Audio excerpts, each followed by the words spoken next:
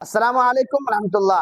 मौलाना अरशद मदनी का एक विस्फोटक बयान आया। मौलाना अरशद मदनी के बयानों में सबसे ज्यादा अलग बयान, इस बार उन्होंने जो बयान दिया है वो सीधे कांग्रेस के ऊपर हमला है। और वो सच्चाई बयान क्या है जो हर मुसलमान आज झेल रहा है, बल्कि हर एक हिंदुस्तानी आज झेल रहा है। और हर एक हिंदुस्तानी आज जो झेल रहा है उसका सबसे बड़ा कारण कांग्रेस। और इसी बात को आज मौलाना अरशद मदनी ने अपने एक बयान में साफ साफ और वाज़ेह लफ्जों में बयान कर दिया है।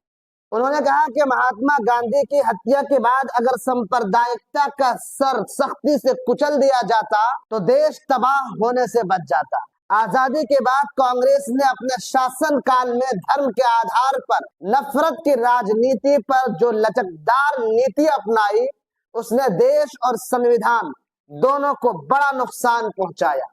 आज जिस तरह संविधान और लोकतांत्रिक चरित्रों को खुले तौर पर मिटाया जा रहा है, उसकी कल्पना आजादी के हमारे पूर्वजों ने कभी नहीं किया होगा। जिन रेखाओं पर आजाद भारत के संविधान की नींव रखी गई, अगर उन्हीं रेखाओं पर संविधान को भी पूरी ईमानदारी के साथ लागू कर दिया जाता तो आज हमें ये दिन न देखने पड़ते। ऐतिहासिक रूप से ये एक दुखद सत्य है कि कांग्रेस के नेताओं ने न जाने किस भय से पहले दिन से धर्म के आधार पर नफरत की राजनीति के विरोध में एक लचकदार नीति अपनाई। सांप्रदायिक शक्तियों के साथ नरमी बरती गई।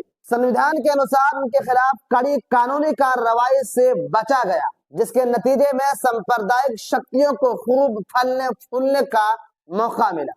महात्मा गांधी की हत्या के पीछे सांप्रदायिक शक्तियों का हाथ था। अगर उसी समय सांप्रदायिकता के सर को कुचल दिया जाता तो देश को तबाही से बचाया जा सकता था। विभाजन के बाद देश भर में जब मुस्लिम विरोधी दंगे शुरू हुए तो उन्हें रोकने के लिए महात्मा गांधी ने उपवास रखा। सांप्रदायिक शक्तियां यहाँ तक कि कांग्रेस में कुछ मौजूद बड़े नेताओं को ये बात अच्छी नहीं लगी, वो उनके खिलाफ हो गए और आखिरकार उन्हें कत्ल कर दिया गया। हमारी नजर में महात्मा गांधी जैसे महान व्यक्ति की हत्या देश की धर्मनिरपेक्षता की हत्या थी, मगर अफसोस उस समय कांग्रेस नेतृत्व को जो करना चाहिए था वो उन्होंने नहीं किया। जमीयत उलमा हिंद का नेतृत्व लगातार कांग्रेस नेतृत्व से यही मांग करती रही कि सांप्रदायिकता के इस जुनून को रोकिए, मगर अफसोस इस मांग पर गंभीरता से ध्यान नहीं दिया गया, जिससे सांप्रदायिकों को बढ़ावा मिल गया।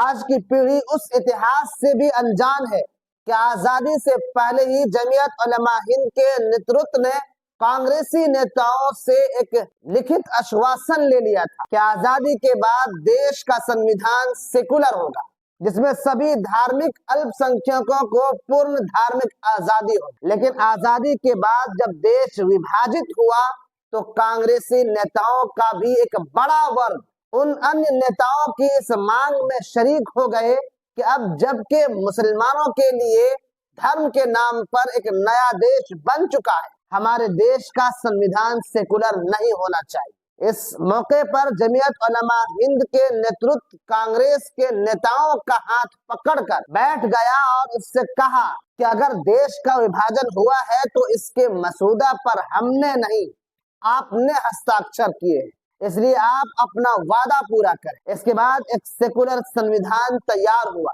लेकिन सांप्रदायिकता की जड़ें अंदर ही अंदर गहरी होती गई। जमीयत उलमा हिंद के लगातार कहने के बाद भी इस पर नकेल नहीं कसी गई, जबकि उस समय केंद्र और सभी राज्यों में कांग्रेस की ही सरकार थी।